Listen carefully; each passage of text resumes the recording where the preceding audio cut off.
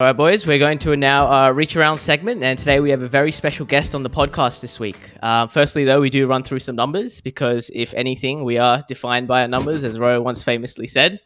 So we have 3.2 million likes and 64,000 followers on TikTok, 1,700 Instagram followers, thousands of dollars of hex debt, Big Four accounting, and one misspelt name. Welcome to the podcast, Sydney comedian Jenny Tian. Hi, thanks for having me. We have one question that we always ask at the beginning for every guest, for ourselves as well.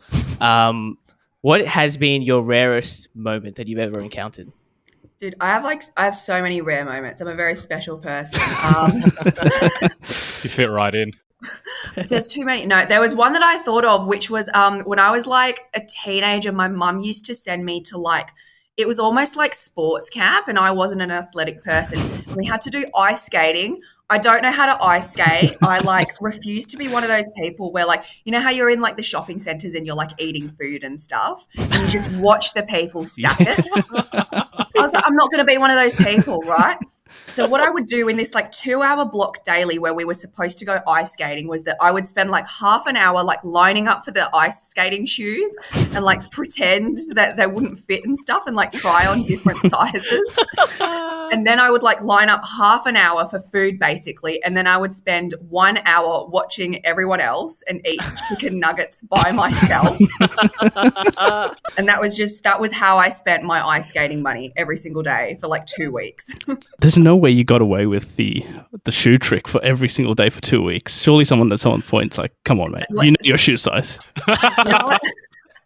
No one pointed out the shoe size thing, but people did point out the chicken nugget thing toward the end of it. They were like, Jenny, you clearly don't know how to ice skate. All you do is watch us and eat chicken nuggets. And I'm like, no, I've definitely been before. You just haven't been paying attention. Have you conditioned yourself now? Anytime you see an ice rink or think of an ice rink, you get cravings for chicken nuggets? Yeah, exactly. That's precisely it. I'm it's time for nuggets. It's time for running away from everyone else and pretending I know how to do this. Was there any other sport in the sports camp where you were like, yeah, this is my sport. I'm so into it. Dude, I couldn't do any sports. I was literally every single swim class, I was the bottom class. I was seahorse level. I never graduated. Oh, same. I was seahorse as well. You were seahorse? Yes. Yeah, the shittest one. Everything terrible. That has unlocked some memories in that actually did. Holy crap. That's classic. You also did the classic, as both Sen and Miguel have also dabbled in, the Bachelor of Commerce and Arts at UNSW. You guys have done your research, yeah. Surprisingly so. My question is, a very important question as well, how many tutorials and lectures did you purposefully skip in order to meet a pass rate? Oh, I skipped so many. I was never, ever, ever at uni. I was that kid that did all the extracurricular activities and almost failed my courses because I would do so many of the extracurricular, all the unpaid volunteer things. That's what I was doing. So I pretty much was never at lectures, and I would just when it came to finals, I would cram and take other people's notes and memorize those. That's what I was doing. So I was never there. Yeah. No, at least you were doing extracurriculars. Sen and I just sat at home. We were doing nothing with our time. We didn't go to lectures. We didn't do anything with our lives. Look, I'm happy, man. Those Tuesdays where I just decided, I'm going to stay in my bed. They're fine. They worked out well for me. Dude, totally worth it until you get to finals and you're oh my God, why didn't I go to the lecture? Going off UNSW though, a couple of questions we wanted to ask. Is the Q Lounge overrated? Q Lounge. Is that the food court? Yeah. Yep. I never liked that place, but it was what was great about it was that it was in the location where it was lower campus meets upper campus. Yeah. So it was where all the commerce kids and everything aggregated. So I was kind of forced to go there because that's where everyone else was. But the space and everything, never liked it. No. It's too cramped. It was a it weird was too little, many. Too many people. It was annoying. Yeah, I didn't like it. By 11:30, there were long lines. It's not worth it. Yeah, the lines were so ridiculously long for such mediocre food. Yeah, I was about to say, as much as We'd love to be sponsored by Q Lounge. The dry pasta. Are you sponsored by Q Lounge? No, we wish. We wish. Definitely Oh my God. You guys are making it. I think we just burnt that bridge. It'd be an interesting sponsor. Like they just give you weekly pastas, like the chicken and chips. Like a month-old pasta, dude. Another question though, on a scale of the KKK to Scientology, how big of a cult was the BSOC? Oh, dude. Okay. You know what was even more of a cult than BSOC? The bloody yellow shirts. Yes. And I was in that cult, so I know it was. BSOC is like, BSOC was like, all right, yeah, it's like pretty culty, but yellow shirts was like another level. That was like, honestly, like Marilyn Manson levels, like sacrificial, like, oh my God. And I did it, right? I freaking paid to go to like yellow shirt camp and also like, you know, lived for a whole week on campus to do like O week. Right, and like sacrificed so much, volunteered, and then I find out at UCID they get paid to do it. I think that's what to do with all UNSW, those societies. It's just you go in there, you're hoping this might be a good tick for the resume, and then you realize it's just not worth it. Dude, they sell you a dream. They promise you the world and then give you absolutely nothing. Yeah, exactly. It's all empty dreams and promises. Another question though. Now, you obviously did quit your job at your Big Four firm and, you know, you have committed to your comedy career. Was there any sort of defining moment for you where you were like, you know, yeah, I'm out of here. The corporate world's not for me. I'm going into comedy. Dude, I don't even have a comedy career. This is like, like this is honestly the most I've been doing during like this podcast has been like the only thing I've done for comedy. Like what defining moment? There were like so many, but you know what about like working at like, you know, a firm that I didn't realize was that like you can't just like quit and like walk away. Like you got to find another job, and that process takes like a year. Like you've like mentally clocked out already, but then you got to like format your resume and like apply for all these other jobs. So it took me like months to like actually get out. Yeah, no, the whole formatting of the resume, that's too real for me. I think every time I apply for a job, I look at my resume and I'm like, yeah, no, this isn't good. And I'll do it again the next time as well, and it never works out. Jenny, just as a, you know, general question, let's say there are people out there who are sort of in a similar situation, who are working in a professional services firm and maybe not enjoying their time and kind of want to get out. How would hypothetically, what kind of advice would you give them? Don't do comedy. No, do whatever you want. Start applying for jobs earlier. It's like between when you think you're going to leave the firm and when you actually leave the firm, it's like months. So just look for other jobs and stuff because it takes ages. Yeah. And then from what I know as well, you currently work at a preschool. Is that correct? Oh my God, you've really done your research. Yeah, so basically it's like a family business and I just like, I thankfully don't work with the children or anything. And sorry, Krisha, just to step on your toes, I just have one question. Is working at a preschool as glamorous as it sounds?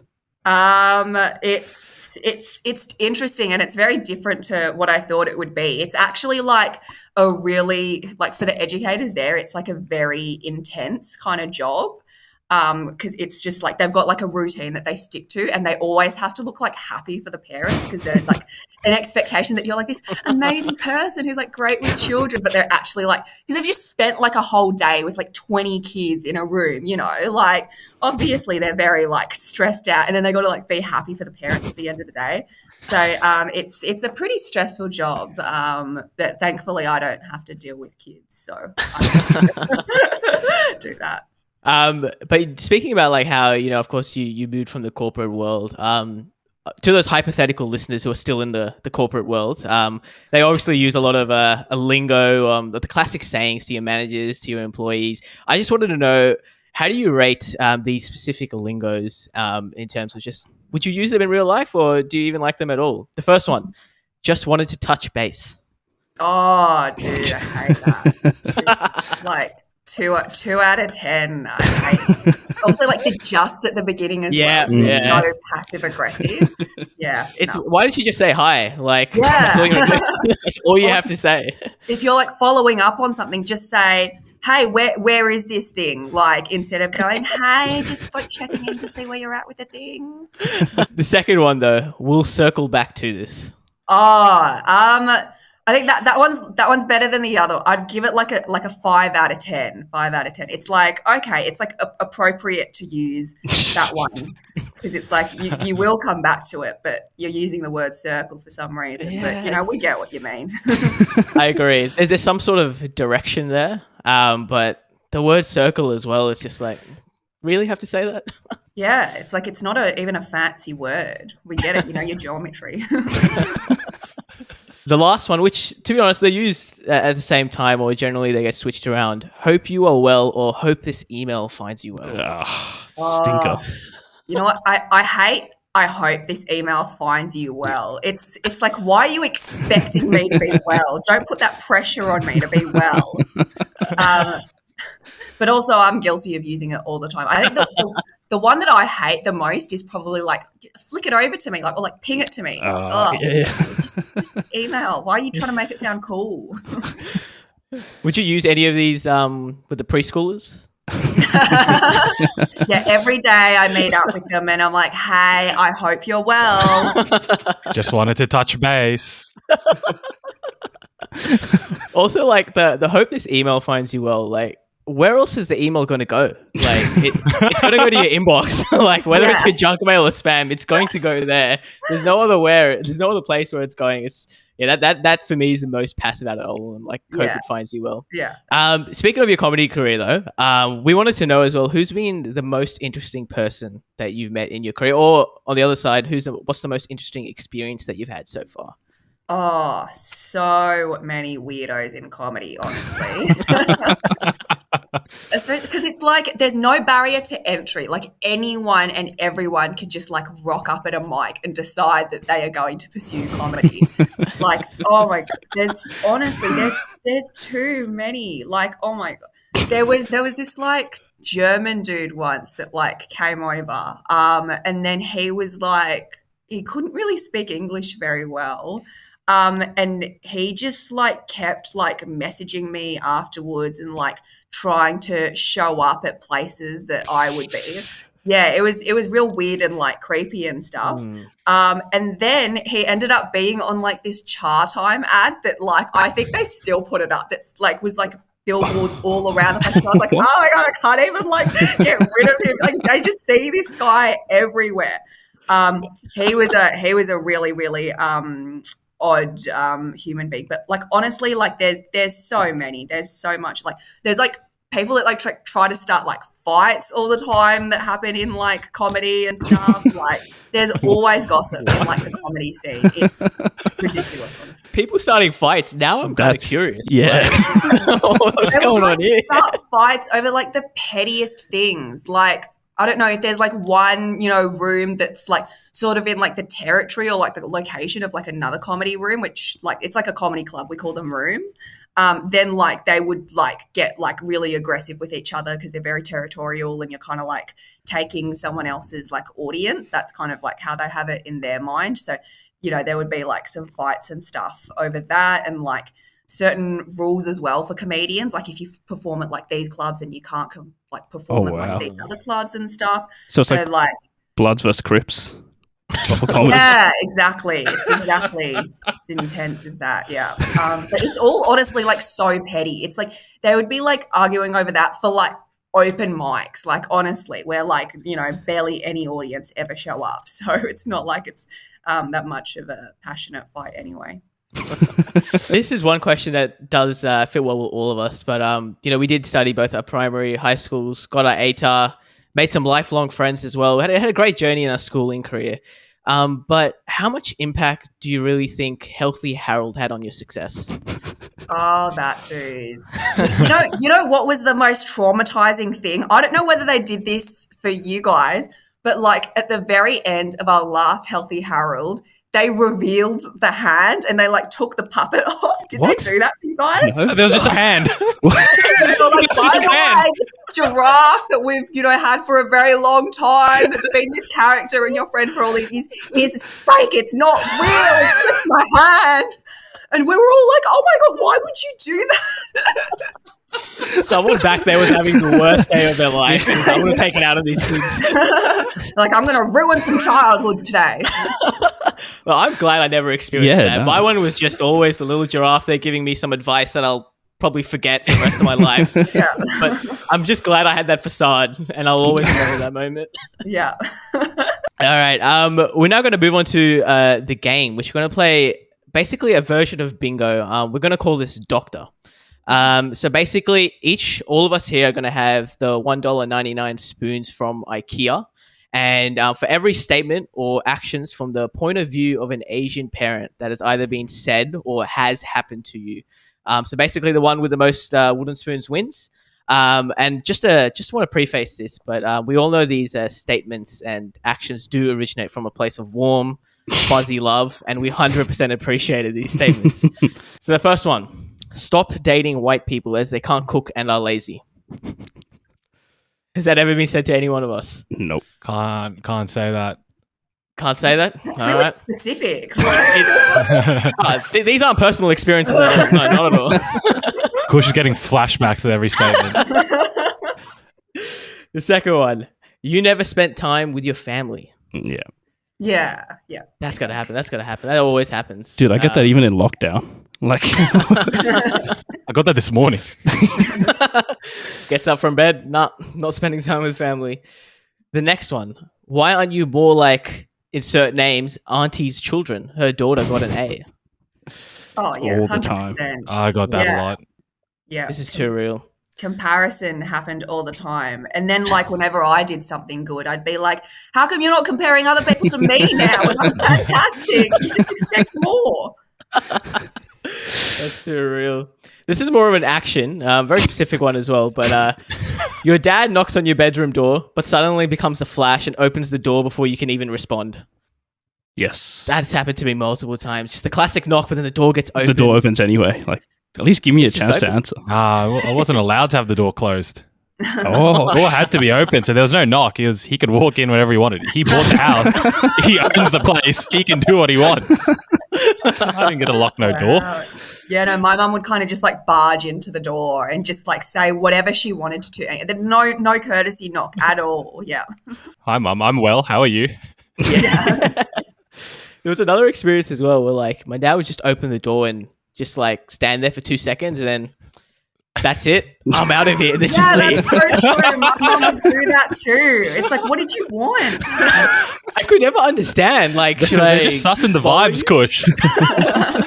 But I was never sure. Like, am I doing something wrong? Should I go downstairs or like, what's the go here? You know what? For that particular reason, I always had like, just in case I was like, bludging or whatever, I would like have like a Word document that I would just like flick open and like textbooks everywhere to be like, I am studying. That the Alt tab is the greatest two pieces on the keyboard. Yes. It's worked wonders for me and it still does. The next one: every day you go out, this is not a hotel. Just This way is too saying- often as well.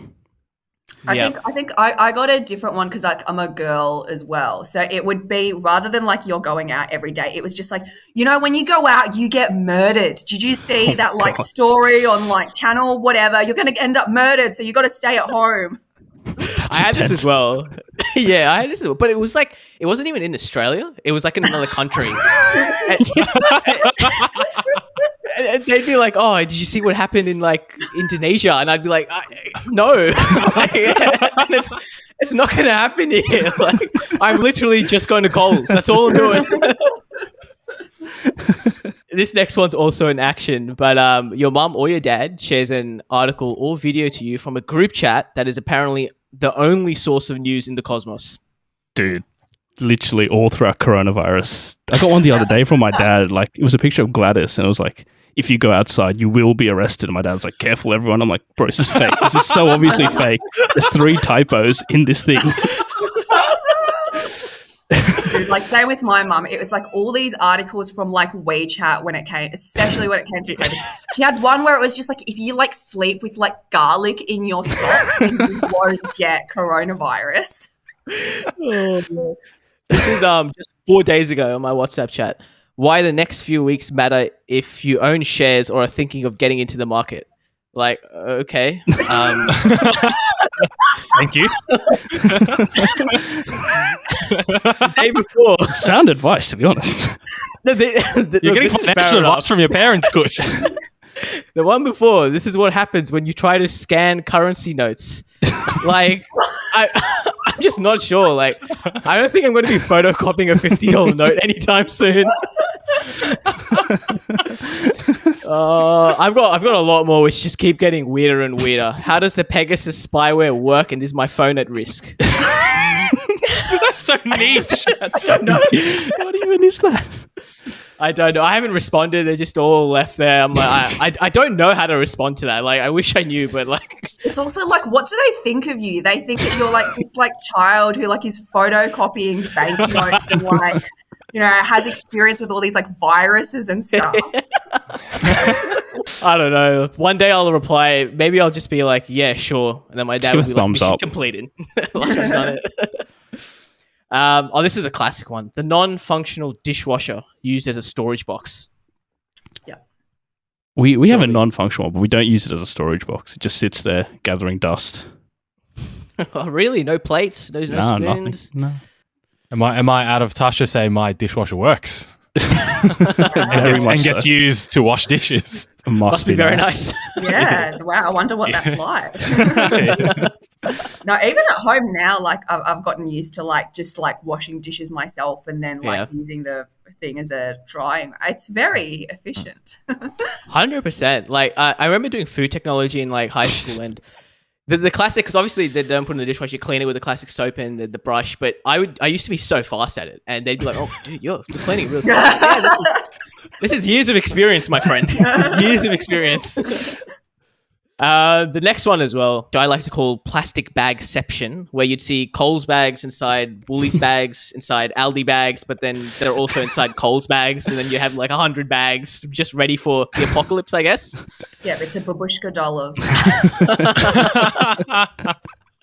I still have them downstairs. I know I have a lot of Coles bags just ready one day to be used whenever it's required. I've got the same thing, like no bin liners ever. It's always the Coles bags. I'm like, I didn't even know people bought bin liners until like pretty recently in my life. The next one as well, in the supermarket, your dad picks up a watermelon or a type of melon, knocks on it for a good 10, 20 seconds. Not sure what they're picking up. The acoustics, bro. What are the sound waves that have been picked up? Like, I've experienced that way too many times, and like I don't know if it's beneficial or I do it anyway, and I don't know. It's for the culture. It's like, yeah, whatever. Yeah, everyone else is doing it, so I better do it as well. Your parent buys a product from the buy one get one free sale, but it's actually not even needed. 100%. This happens to me every time. Anytime you go into like a department store, oh, look at that. That's buy one, get one free. And it'd be like it'd be the most mustiest thing. And they just pick it up like 2 sieves. And we have sieves at home. And they bring it and just never use it. My mum bought buy one, get one free 10 kilo bags of flour. She doesn't cook. My mum doesn't cook. Why do you need it? That's a good deal though. I've got like the same thing where it's just like there would be like mangoes on sale or something, and she'd buy like 7 kilos of it, and it like goes off so quickly. So like for the next days, like all we have to eat are like these mangoes. You also can't let food go to waste either. So, The last one though, this is more like a 3-parter, but any of these questions that you did receive before you went out on a night out with your friends, and here are the questions. Where are you going? Who are you going out with? How are you going? What time are you going home? Why are you wearing that? What is your friend's contact number? What is your friend's cat's name? Will you be flying? What is your parents' name? What did your friend's dad study? Sorry, I got really carried away, but these are the type of questions that you can get. Did anyone get any one of these? all of them. Oh. Always. My mum loves who you're going out with, what are their contact numbers, what are their addresses for safety purposes. What are you going to do? Go to all their houses? Like, what? No. Yeah, my mum loved the what are their grades? What are they studying? Like it's okay if you go out with people that are like smart and academic, but if you're dumb, no. Give me the academic transcripts. Yeah. What's the WAM? Yeah. I want a PDF file sent to me right now. But look, that will brings us an end to our reach around segment. I think we can safely say we all won that game called Doctor. We all achieved those statements, all those actions. Winning, We all I went through that. don't think we won. Traumatic experiences.